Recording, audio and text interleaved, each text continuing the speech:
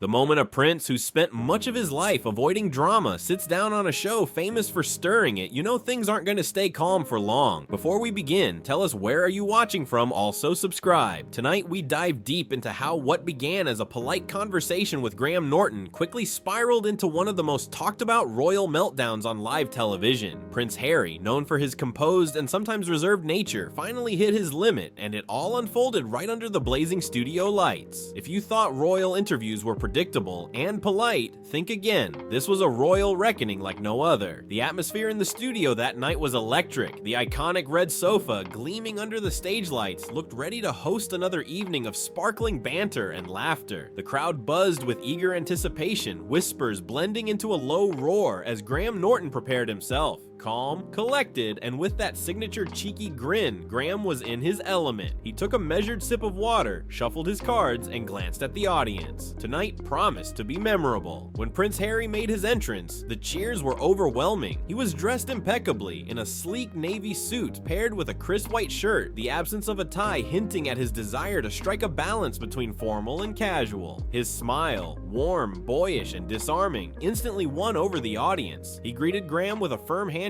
and then settled comfortably at the far end of the sofa, ready to face the cameras and the inevitable probing questions. "Your Royal Highness," Graham began, his voice friendly yet brimming with curiosity as the applause faded. "It's not every day we get real royalty on this sofa. How are things in your world these days?" Harry responded with a light chuckle, nodding politely. "I'm doing well, Graham. Thank you. Staying busy with a lot of work on mental health and veterans causes. Trying to keep life quieter, more private now." The crowd responded with warm applause, acknowledging the prince's commitment to important causes. Graham's eyes sparkled with a mix of respect and intrigue. Privacy. You say, that's an interesting challenge when the entire world seems to know your name. But before we get into that, let's talk about your upcoming documentary. Tell us what's behind that project. Harry's expression softened, a slight smile playing on his lips as he described the power of storytelling. It's about giving a voice to veterans and communities often overlooked, real stories that need to be heard. The audience nodded, clearly moved by his sincerity. For the first few minutes, the exchange was light and engaging. Graham's wit brought smiles and laughter, and Harry matched it with an easy charm. But as the interview progressed, the tone subtly shifted. The questions became sharper, the smiles more guarded. "You and Meghan's decision to step back from royal duties," Graham began, still polite but more direct. "Or is it stepping away, stepping out? I lose track. What would you call it yourself?" Harry's jaw tightened momentarily, but his smile didn't falter.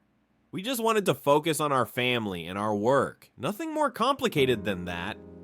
Graham leaned forward slightly, voice casual but probing. "Of course, but don't you think it looked a bit like running away? One day you're a prince, the next a Hollywood resident with a Netflix deal. Was that always the plan?" A ripple of laughter moved through the crowd, unsure if it was a joke or a jab. Harry's face hardened. Leaving isn't running away when you're walking away from toxicity, or at the mention of toxicity hung heavy in the air. Graham raised an eyebrow, unfazed. Toxic. Such a strong word. We hear it a lot. Toxic press, toxic palace, toxic traditions. Was there nothing about royal life you enjoyed? Harry's posture stiffened, arms crossing defensively. "That's not really a fair question. I served my country and family for years, but when it starts causing pain to those you love, you have to choose." Graham's smile never faltered, but his tone grew sharper. "Pain, was that from the media or from the family itself?" The room seemed to tense, the audience leaning in as if sensing the storm brewing. Harry's voice dropped, heavy with emotion. Both. The atmosphere shifted palpably. What had been a routine interview was now a battle of wills. Graham, quick to pivot, brought up Meghan. "There's been talk she never really fit in here. Some say she came with an agenda. What do you say to that?" Harry's smile disappeared, his gaze locked onto Graham with a flat, unyielding stare. "That's nonsense. A ridiculous question." Graham chuckled lightly, hands raised in mock surrender. "No offense, just echoing what's out there. People say all sorts of things." Harry leaned forward, voice low and intense. "Maybe people shouldn't say things they don't understand."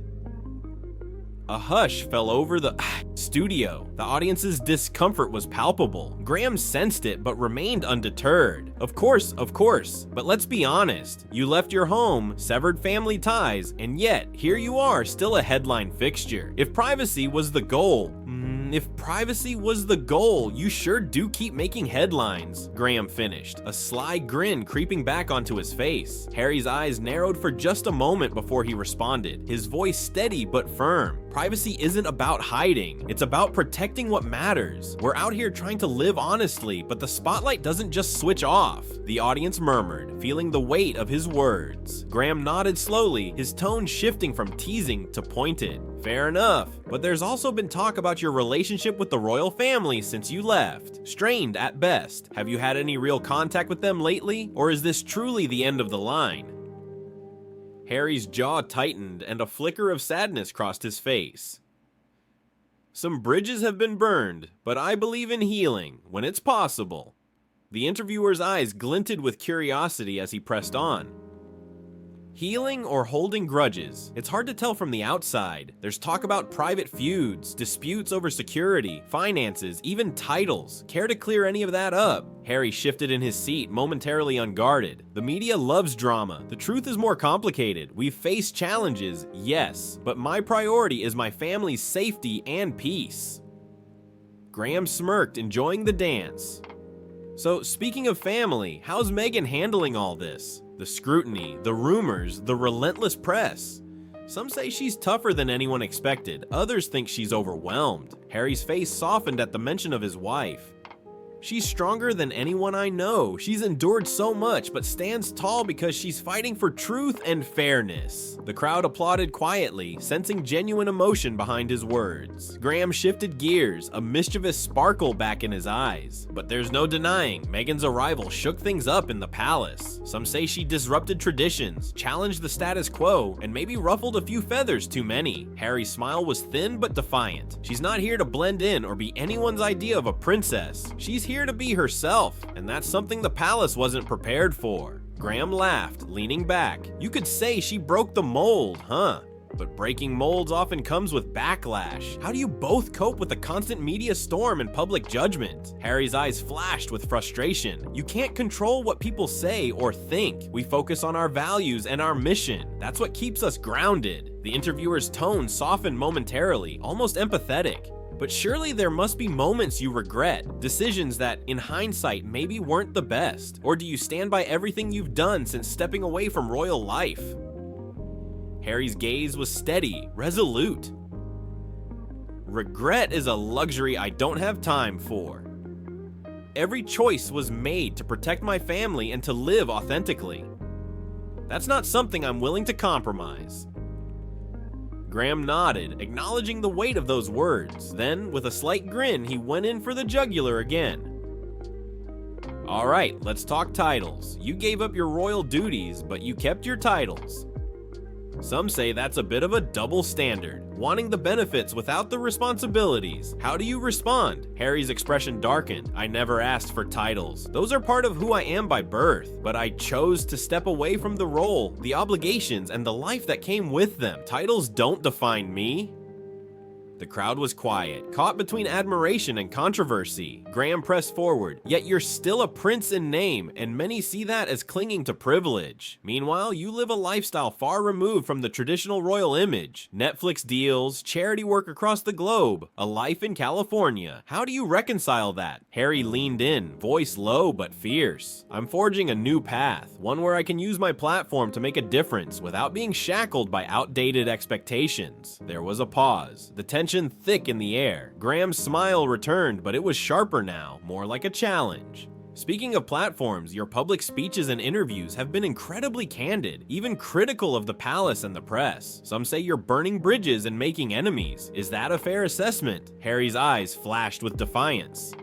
I'm speaking my truth. If that burns bridges, so be it. I'd rather be honest than silent. The audience was visibly rapt. You could feel the weight of history being made right there on that red sofa. This was more than an interview. It was a declaration, a confrontation, a reveal of raw truths that had long been simmering beneath the surface. Graham, sensing the gravity but eager to keep things moving, shifted gears again. But what about the future? After all the turmoil, the uproar, the media storms, what's next for you and Meghan? Is there a plan to rebuild relationships, or is this the new normal? Harry's smile returned, softer this time. We're focused on building our family, our foundation, and creating a legacy based on authenticity, service, and love. The past is the past, but the future is ours to shape. The applause was genuine. The audience moved by the prince's vulnerability and conviction. The red sofa had been the stage for countless stories, but tonight's tale was something entirely different. A story of courage, conflict, and a man determined to rewrite his destiny. And yet, as the interview drew to a close, the undercurrent of tension lingered. It was clear that this was far from over. The royal saga, with its mix of glittering tradition and raw, unfiltered emotion, had just entered a new chapter, one filled with uncertainty, upheaval, and the unyielding desire for truth. The cameras rolled steadily as the conversation shifted into even murkier waters. Graham Norton's grin barely masked the electric tension hanging in the air. He glanced down at his cards before locking eyes with Harry, ready to pry deeper.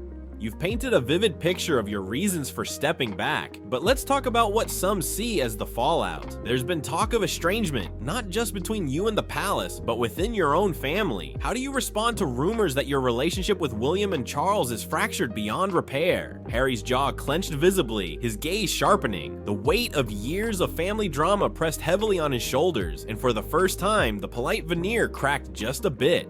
We're family. That's complicated for all of us, but I won't air private matters on television. What I can say is that the narrative being spun is often one-sided and designed to provoke. Graham nodded, pushing further, his voice smooth but insistent. Some argue that your very public criticism and revelations have damaged not only your image, but that of the entire royal institution. Do you feel any responsibility for that? Could it be that airing grievances so publicly harms the monarchy's future? Harry's eyes flashed with a mixture of pain and anger. I believe the truth is liberating, not damaging. If the institution can't withstand honest scrutiny, then maybe it needs to change. The world is evolving, and the monarchy isn't immune. The audience was captivated, sensing the gravity behind Harry's words. Graham tilted his head as if considering the statement carefully before delivering the next blow. But what about your critics who say you're using your royal background as a stepping stone to fame and fortune? After all, Netflix deals, book contracts, podcast gigs, they're lucrative and high profile. Does that feel like a betrayal of your royal duty? Harry's response was immediate, his tone unwavering. My work is about creating platforms for causes I care deeply about. It's about speaking up for those who can't. If that's seen as fame, so be it. But it's never been about personal gain. Graham smirked, sensing a crack, and went in for a more personal question. Let's address the elephant in the room, your mental health. You've been open about your struggles, your journey to healing, but some say it's a calculated move to gain sympathy or deflect criticism. What's your take? Harry's face softened, a rare moment of vulnerability slipping through. Mental health is real. It's not a tactic. I've fought hard to break the stigma and encourage others to seek help. If that makes people uncomfortable, maybe it's time for them to confront their own biases. The interviewer paused, the room hanging on every word. Then, almost gently, he probed the relationship dynamics again. You mentioned healing and rebuilding. What does that mean for your ties to the monarchy? Is reconciliation possible, or is this truly a permanent rupture? Harry took a breath as if weighing the future against a lifetime of history. Reconciliation is a process, not a moment. It requires honesty and change on all sides. I'm hopeful, but I'm realistic. I won't compromise my family's well-being for the sake of appearances. Graham leaned forward, his expression almost conspiratorial now. Speaking of your family, your children, how do you navigate protecting them from this whirlwind, especially knowing they carry the weight of royal legacy but are also living very different lives? Harry's gaze softened, eyes full of fatherly protectiveness. My kids deserve to grow up free from the pain and scrutiny I endured. We're building a life where they can be safe, happy, and free to make their own choices without pressure. There was a quiet moment in the studio, the energy charged but respectful. Graham smiled gently, attempting to lighten the mood. With all that said, any plans to return to the UK in the foreseeable future? Maybe to heal fences or just to visit old haunts? Harry laughed softly, shaking his head. The UK will always be home, but for now, we're focused on the life we've created here. Who knows what the future holds? The audience applauded, some enthusiastic, others thoughtful, all captivated by the complexity of the man before them. The interview had revealed not just a royal, but a man wrestling with his identity, legacy, and the price of breaking free. Graham's final question was a challenge wrapped in curiosity. Looking back, would you change anything? Or do you believe every step, every hardship has led you exactly where you need to be? Harry looked out into the crowd, a slow, deliberate smile spreading across his face. I believe in growth, even if it's painful. Every step has been necessary. I'm proud of the person I've become. The lights dimmed slightly as the interview drew to a close, but the impact lingered. What started as a typical chat show had turned into a historic moment, a glimpse into the private struggles and public battles of a prince who dared to rewrite the rules. As the cameras continued to roll, the atmosphere shifted again, thick with anticipation, like a storm about to break. Graham Norton's tone softened, but his questions remained probing, diving even deeper beneath the surface.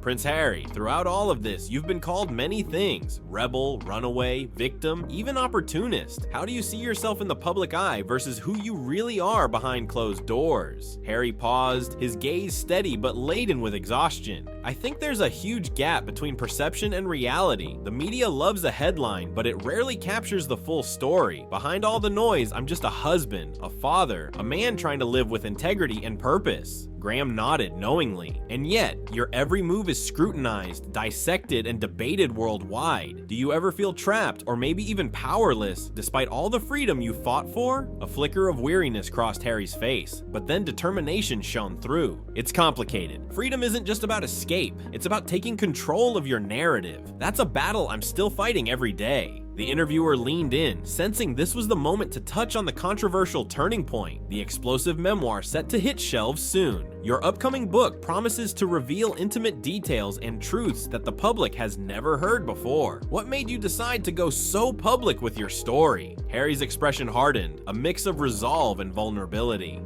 Silence wasn't protecting anyone anymore. Sometimes telling your truth is the only way to reclaim your life. It's not about scandal, it's about honesty and healing. Graham raised an eyebrow. Do you worry this will further fracture your family or make peace even more elusive? I hope not, Harry replied quietly, but I'm no longer willing to live by others' versions of my story. This is my truth, my healing process. If it challenges the status quo, so be it. The crowd sat in stunned silence, feeling the weight of his words. Graham shifted, his tone turning more reflective. Looking forward, what legacy do you hope to leave? Not just as a prince or public figure, but as a person. Harry smiled faintly, eyes shimmering with hope. I want to be remembered as someone who fought for change, who put love and mental health first, who showed that even tradition can evolve, and most of all, as a father who tried to break cycles for his children. Then, almost as an afterthought, Graham asked, and what about the future of the monarchy?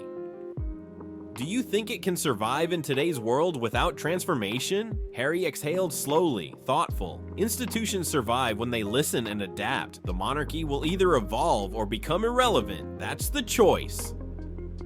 As the interview wound down, Graham shifted to a lighter note.